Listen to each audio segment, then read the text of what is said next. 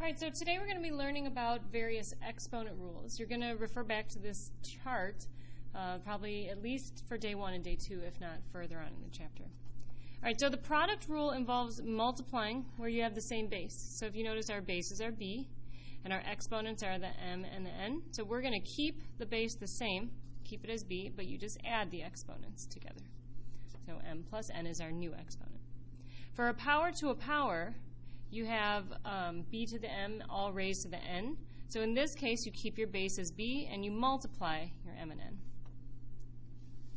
The power of a product means when you have two things that are being multiplied and all of it's being raised to the m power, then you just distribute a to the m and b to the m.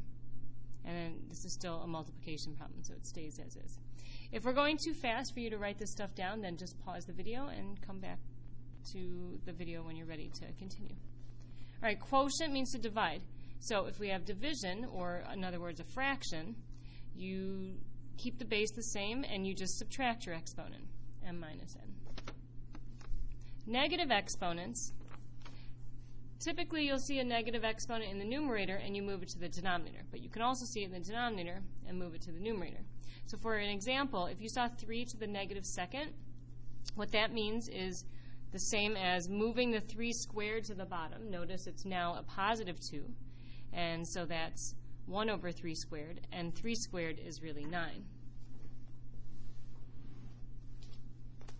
If you want to see what that looks like on your calculator, so 3 to the negative second, we don't want to leave our answer like this.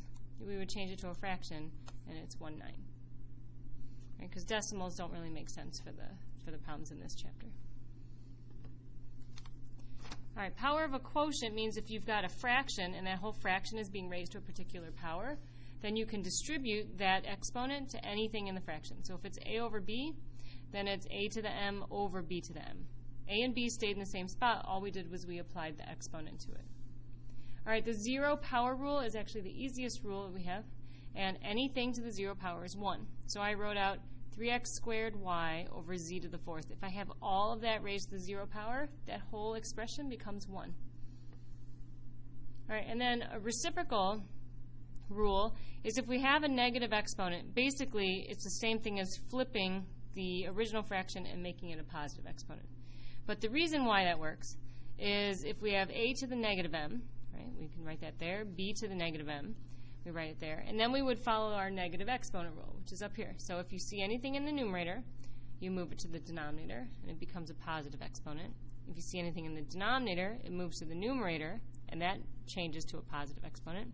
And then this is equivalent to that. All right, so we're going to do the problems on the back, and we're going to refer back to this chart. So if you look at problem number 1, we're multiplying, just like in the product rule. So I would keep my base the same, x and x, and I would add my exponents. So this is equal to x to the 9th, because 5 plus 4 is 9. Now another way of writing this out is x to the 5th times x to the 4th, and then count up how many x's you have. Well, you have 5 here and 4 there, so total you have 9 and x to the 9th. So on number 2, we're going to look at our coefficients, and I'm going to multiply my coefficients. So I've got 2 times 1. And then I'm going to look at my bases. My x's are the same, so I keep that, and I add 3 plus 2. So that's 2x to the 5th. All right, problem number 3 is exactly the same thing. We've got a product. All right, so all these were multiplication. Even though this is a negative exponent, we can still do the problem the same way. So I say it's x to the negative 5 plus 11. How much is negative 5 plus 11? Well, that's x to the 6th. All right, so all 3 of these first problems follow the product rule.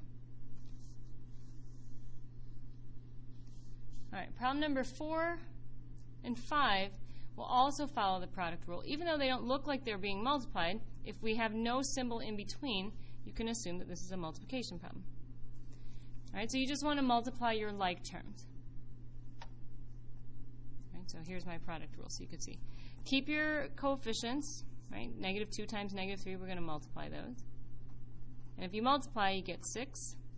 And then if you look at your m's, we've got m times m squared. Now it's really just m to the first.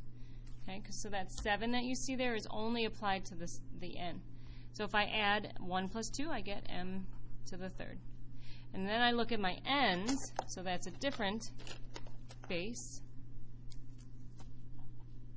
So I have n to the 7th and n to the 1st. How many n's total? Well, I have n to the 8th.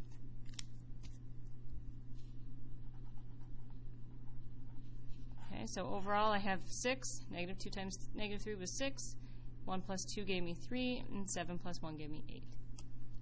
All right, same thing for this problem. So multiply my coefficients. So I have 3 times -1, that's -3. And then I'm only looking at my like terms. So I have a to the first, a to the first. That's a squared. B, I have b to the first. That's the only thing I have. And you don't really have to put b to the first because that's implied as a 1. And then I have c to the first and c to the 5th. So grand total, I have c to the 6th.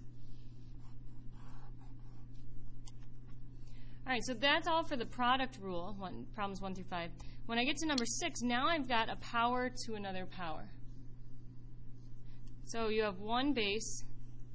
Everything is being raised to a particular power. And you can even refer to this as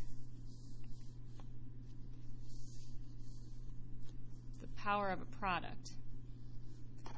So if you want to look at it as all of these things being raised to a particular power, okay, look at problem 6, and that's what we have. Everything here is being raised to the third power. So that includes our coefficient. I'm going to rewrite this as a -1, 8, x to the 8th, y to the 1st, and z to the 4th, just so we know where there's implied 1s. So we have -1 to the 3rd. We're just going to distribute this to everything. So there's 4 things to distribute it to. All right, but once you look at each individually, now it's just referring to our power to a power rule. So if I have an exponent already there, I'm going to multiply my exponents. Okay, so I have -1 to the 3rd power, and I have x to the 8 times 3, and I have y to the 1 times 3, and I have z to the 4 times 3. So now you just have to simplify each one. -1 cubed is -1, x to the 24th, y to the 3rd, and z to the 12th. And you don't need to really have that 1 there, so you can just leave that off if you'd like. All right, if you want to go through this part on your calculator, -1 to the 3rd power, that's -1. All right, so problems 7, 8, and 9 are essentially following the same 2 rules. If we already have a power there, we're going to multiply our exponents. If we have a big set of parentheses, we're going to distribute that exponent to everything in the parentheses. All right, so we're first going to distribute this 5 to the x and the y. All right, here there's nothing to distribute, so I'm just going to copy this down. But now we're just multiplying, so it's pretty much like problem number 4. Look for your same terms. I have the same base x, and I'm going to add my exponents. So 5 plus 6 gives me 11, and 5 plus 3 gives me 8. So I have x to the 11th, y to the 8th. For problem number 8, I'm distributing my 4 to everything. So I have a to the 4th, b to the 3 times 4, and c to the 10 times 4. If you want to write in this 1 here, you could call this a to the 1 times 4. So this is a to the 4th, b to the 12th, and c to the 40th. All right, and final problem. We have a set of parentheses with an exponent on the outside. So that means that the 5 has to be squared, and the y to the 6th also has to be squared. So then you multiply your exponents. So 5 squared, how much is that? So let's think about that. What does it mean to do 5 squared? Well, 5 times 5 is 25. A lot of people will put 10, and that's just 5 times 2. That is not what we want. We want to do 5 times 5.